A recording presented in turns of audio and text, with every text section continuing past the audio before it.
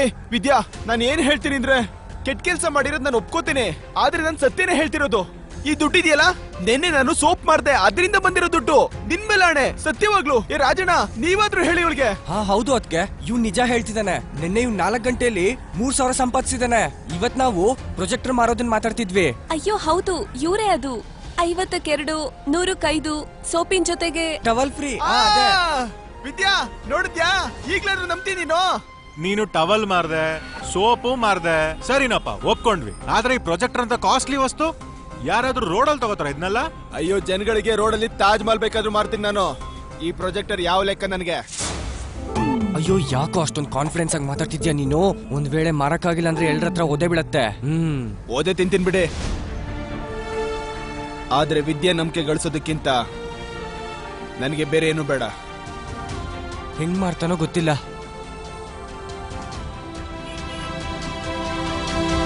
ಏ ಇವಾಗೇನ್ ಹರಾಜಾಗ್ತೀಯಾ? 15-30 15-30 ಅಂತ ನಿನಗೇನ್ ಅನ್ಸುತ್ತೆ? ಇಲ್ಲಿರೋರೆಲ್ಲ 15-20 ಸಾವಿರ ಜೋಬಲ್ ಇಟ್ಕೊಂಡು ಪ್ರೊಜೆಕ್ಟರ್ ತೊಳಕ್ ನಿಂತಿರ್ತಾರ. ಎಲ್ ಮಾರ್ತೀಯೋ ನಿನ್ ಪ್ರೊಜೆಕ್ಟರ್? ಎಲ್ ಮಾರ್ತೀನಿ ಪ್ರೊಜೆಕ್ಟರ್ನ? ಮಾಲ್ ಒಳಗಡೆ ಪ್ರೊಜೆಕ್ಟರ್ನ ಹೆಂಗೋ ಮಾಡ್ತೀಯಾ? ತಲೆ ಕೆಟ್ಟಿರ್ಬೇಕು ಇವನಿಗೆ. ಈ ಮಾಲ್ ಕೆಳಗೆ ಪ್ರೊಜೆಕ್ಟರ್ ಮಾರ್ತಾನ ಇವನು. ನೋಡಿ, ಇಲ್ಲಿ ಪ್ರೊಜೆಕ್ಟರ್ ಮಾರ್ತೀನಿ. ಹೋಯ್ತಲ್ಲ ಮರ್ಯಾದೆ. ನೋಡೋಣ ಯಾರು ಮರ್ಯಾದೆ ಹೋಗುತ್ತೆ.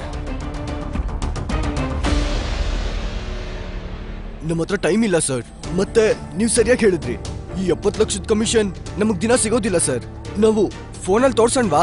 ಇಷ್ಟು ದೊಡ್ಡ ಪ್ರೆಸೆಂಟೇಷನ್ ಕ್ಲೈಂಟ್ಸ್ಗೆ ಫೋನಲ್ಲಿ ತೋರ್ಸಕ್ಕಾಗಲ್ಲ. ನೋಡು, ಈ ನಿನ್ ಕಮಿಷನ್ ಇಂದಾಗಿ ನನ್ ಕೆಲ್ಸ ಹೋಗ್ಬಿಡುತ್ತೆ. ಸರಿ, ಎಷ್ಟು ಕಮಿಷನ್? ಯಾರು? ನಿಮ್ ಸಮಸ್ಯೆ ಪರಿಹಾರ.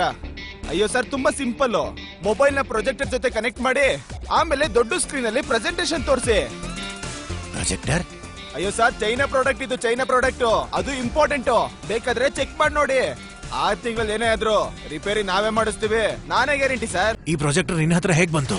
ಇದು ಕದ್ದಿರೋದಲ್ಲ ತಾನೇ? ಅಯ್ಯೋ, ಏನ್ ಮಾತಾಡ್ತಿದ್ದೀರಾ ಸರ್? ಕಳ್ತನ ಮಾಡಿದ್ದಲ್ಲ. ಮತ್ತೆ ಸೆಕೆಂಡ್ ಹ್ಯಾಂಡ್ ಇದು. ನೋಡಿ ಸರ್, ಫುಲ್ ವರ್ಕಿಂಗ್ ಕಂಡೀಷನ್ ಅಲ್ಲಿ ಇದೆ. ಟಿಪ್ ಟಾಪ್ ಟಡಾನ್, ತಗೊಳ್ಳಿ. ಸರ್ ಸೆಕೆಂಡ್ ಹ್ಯಾಂಡ್ ಇದು, ಆದ್ರೆ ಒರಿಜಿನಲ್ ಸರ್. ಸರ್ ತಗೊಂಡ್ಬಿಡೋಣ ಸರ್, 70 ಲಕ್ಷದ ಮ್ಯಾಟ್ರು. ಅಯ್ಯೋ, ಜಾಕ್ ಪಾಟ್ ಹೊಡಿತು. ಕಾನ್ಫಿಡೆನ್ಸ್ ನ ಇನ್ನೂ ಹೆಚ್ಚಿಸ್ಬೇಕು. ಎಷ್ಟಿದು? 70,000. 70,000ನ? ತಲೆ ಸರಿ ಇದೆ ನಿಂದು? 40,000 ರೂಪಾಯಿಗೆ ಬ್ರ್ಯಾಂಡ್ ನ್ಯೂವೇ ಬರುತ್ತೆ. 25,000 ಹೇಳಿದ್ರೆ ಏನೋ ನೋಡ್ಬೋದಿತ್ತಪ್ಪ. 25,000ಕ್ಕೆ ಡನ್ ಮಾಡೋಣ ಸರ್. ಅಯ್ಯೋ, ಏನ್ ಡನ್ ಮಾಡ್ತೀರಾ ರಾಜಣ್ಣ? ಒಂದ್ ನಿಮಿಷ ಸುಮ್ನೆ ಇರಿ. ಸರಿ, ಒಂದ್ ವಿಷಯ ಹೇಳಿ.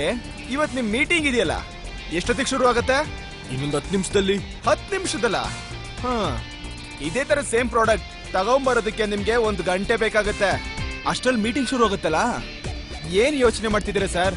7 ಲಕ್ಷ ಕಮಿಷನ್ ಸಿಗ್ತಾ ಇದೆ. ಅದ್ರ ಮುಂದೆ 70,000 ಏನೂ ಅಲ್ಲ.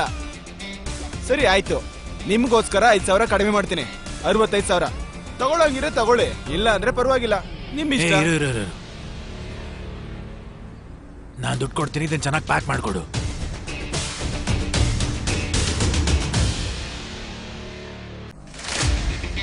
ಏನಲ್ಲೇ ಕುಕುಂಬರ್? ಸುರೇಂದರ್. ಅದೇ ಮೇಲಿಂದ ಕೆಳಗವರೆಗೂ ಬೆವರು ಬಂತ. 50,000 ಮತ್ತೆ ವಿದ್ಯಾ ನಂಬಿಕೆ 2 ಗೆದ್ದಾಯ್ತು. ಇದು ಚೆನ್ನಾಗಿದೆ ವಿದ್ಯಾ. ನೀನ್ ನನ್ ಮೇಲೆ ಅನುಮಾನ ಪಟ್ರು ಅದ್ ನನಗ್ ಲಾಭನೇ ಆಗತ್ತೆ. ನೀನ್ ನಿಜವಾಗ್ಲೂ ನಮ್ಮ ಮನೆ ಲಕ್ಷ್ಮಿನೇ. ತಗೋ, ಇವತ್ತು 3 ಅಲ್ಲ, ನಾವು 15 ಡ್ರೆಸ್ ತಗೊಳ್ಳೋಣ. ಅಯ್ಯೋ, ನೀವು ಅರ್ಧ ಗಂಟೆಲಿ ಇಷ್ಟು ದುಡ್ಡು ಸಂಪಾದನೆ ಮಾಡಿದ್ರಿ? ನಂಬೋಕೆ ಆಗ್ತಿಲ್ಲ. ಏ ವಿದ್ಯಾ, ಈ ಪೇಪರ್ ತುಂಡಿದೆಯಲ್ಲ, ಒದ್ದೆ ಆಗ್ಬಹುದು, ಹರಿದೋಗ್ಬಹುದು, ಸುಟ್ಟೋಗ್ಬಹುದು. ಆದ್ರೆ ನಿನ್ ಕಣ್ಣಲ್ಲಿ ನನ್ ಮೇಲೆ ನಂಬಿಕೆ ಇದೆಯಲ್ಲ, ನನಗೆ ಅದು ತುಂಬಾ ಮುಖ್ಯ. ಅದನ್ನ ಹುಷಾರಾಗಿ ನೋಡ್ಕೊಂಡ್ವಿದ್ಯಾ. ಕೇಳು, ತುಂಬಾನೇ ಕಳ್ಕೊಂಡು ವಾಪಸ್ ಬಂದಿದ್ದೀನಿ ನಾನು. ಇನ್ನು ಜೀವನದಲ್ಲಿ ಹಿಂದೆ ತಿರುಗೋದೇ ಇಲ್ಲ. ಏನ್ ವ್ಯಾಲ್ಯೂ ಇದೆ ನಿನ್ನೆ 50,000ಕ್ಕೆ? ನನ್ನಂತ ನ್ಯಾಯವಾಗಿ ದುಡಿಯೋನ್ ಮುಂದೆ.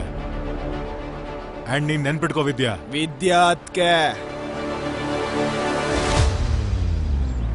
ಅದೃಷ್ಟ ಇವತ್ತಿದೆ, ನಾಳೆ ಇರಲ್ಲ.